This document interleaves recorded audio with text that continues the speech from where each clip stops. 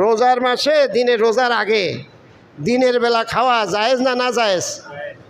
তো আমরা রোজার মধ্যে এটা কেন হারাম হয়ে যায়? আগে খাইলে তো জায়েজ থাকে, রোজার মধ্যে না জায়েজ হয় কেন? বুঝা গেল? জায়েজ জিনিস সময় মতো না হইলে সেটাও না জায়েজ, সেটাও কি না জায়েজ। তাহলে এই যে ইন্টারনেট, আপনি ভালো জিনিস গভীর রাত পর্যন্ত দেখবেন, অত দরকার নাই।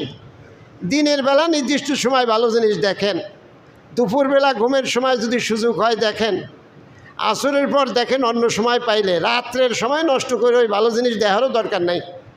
রাত্রে ভালো জিনিস করার জন্য তো 3টা, 3:30, 4টার সময় ঘুম ভাঙলে আপনার তাহাজ্জুদই ভালো জিনিসের জন্য যথেষ্ট, ভালো কাজের জন্য যথেষ্ট। আর সে ভালো কাজ কই পাবেন?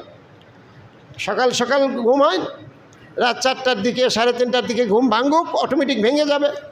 ভেঙে গেলে আমরা তাহাজ্জুদ পড়ব, আবার দিনে সময় পেলে ওয়াজ শুনব।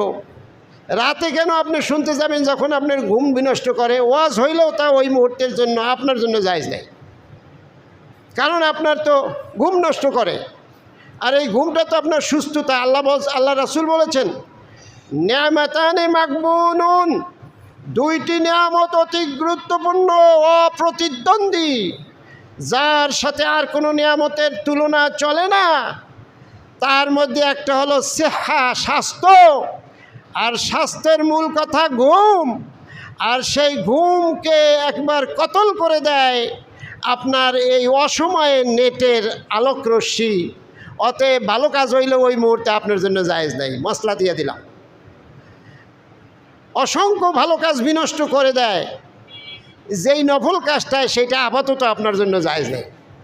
অসংখ্য ভালো কাজ নষ্ট করে দেয়, ফরজ কাজ নষ্ট করে যায় যেই নফল কাজটায়, সেইটা আপাতত আপনার জন্য জায়েজ নাই। এটা জিকির করে লা ইলাহা। সারা দুনিয়াব্যাপী এখন অশান্তির দাবানল, দুনিয়াব্যাপী জ্বলমান, জ্বলছে অশান্তি। ঘরে অশান্তি, সমাজে অশান্তি, পরিবারে অশান্তি, রাষ্ট্রে অশান্তি, দুনিয়াতে অশান্তি, সব জায়গায় শুধু অশান্তির অনল, অশান্তির আগুন ধাউ ধাউ করে জ্বলছে। এর ভিতরে যদি শান্তি খুঁজে পেতে হয়, তাহলে আল্লাহ এবং তার রাসূলের কথার দিকে ফিরে যেতে হবে। আমি যদি ফিরে যাই ব্যক্তিগতভাবে, আমি প্রশান্তি লাভ করব। এটা ছাড়া আমাদের আর কোনো আশ্রয় নাই। আমরা যতই চেষ্টা করি, আশ্রয়স্থল একটাই, পরীক্ষিত আশ্রয়স্থল, পরীক্ষিত আশ্রয়স্থল, যা পরীক্ষা করা হয়েছে বারবার, 1000 বার, সেটা হলো আল্লাহ এবং